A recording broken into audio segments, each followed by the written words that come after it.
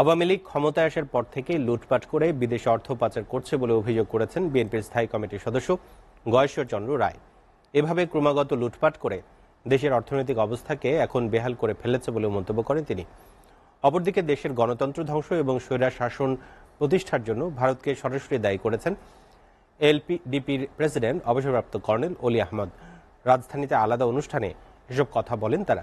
বিস্তারিত আব্দুল আহাদের প্রতিবেদনে।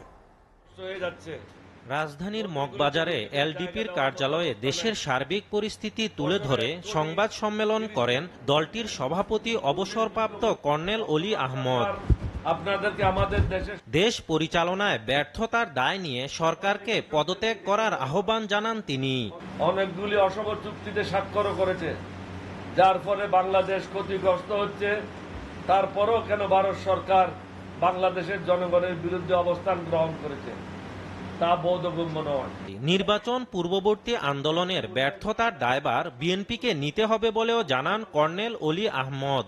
উত্তর দিতে পারবে বিএনপির মহাসচিব, আমার কাছে এটার কোনো উত্তর নেই, কারণ আমি হলাম ডাল নাই তলোয়ার নাই নিদারাম সর্দার, ছোট একটা পার্টি। এদিকে নয়াপল্টনে একটি হোটেলে জিয়া মঞ্চের ঢাকা বিভাগীয় সম্মেলনে অংশ নিয়ে সরকারের তীব্র সমালোচনা করেন বিএনপি নেতারা।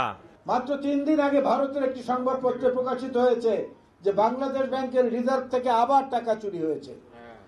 এই সরকার বলছে খবরটি মিথ্যা, অসত্য, কিন্তু তাহলে সাংবাদিকদেরকে ঢুকতে দিচ্ছে না কেন?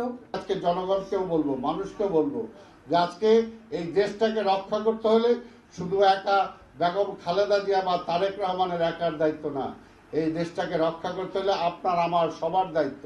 প্রধান অতিথির বক্তব্যে বিএনপির স্থায়ী কমিটির সদস্য গয়েশ্বরচন্দ্র রায় সরকারের লুটপাটের সমালোচনা করে দেশের বর্তমান অর্থনৈতিক দুরবস্থা তুলে ধরেন। অর্থনৈতিক যে অবস্থা দাঁড়াইছে খুব স্বল্প সময়ের মধ্যে আপনারা টের পাবেন। ঘরে ঘরে আস্তে আস্তে টের পাচ্ছেন, কিন্তু 2 লাখ টাকা দিতে পারে না দাদা, ব্যাংকে 2 লাখ টাকা দিতে পারেন না, সেটা আরো কি করবো?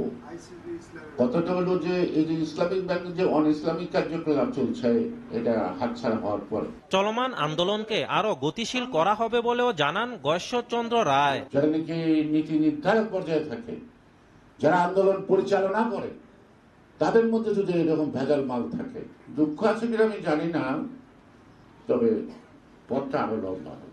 আব্দুল আহাদ, এসটিভি, ঢাকা।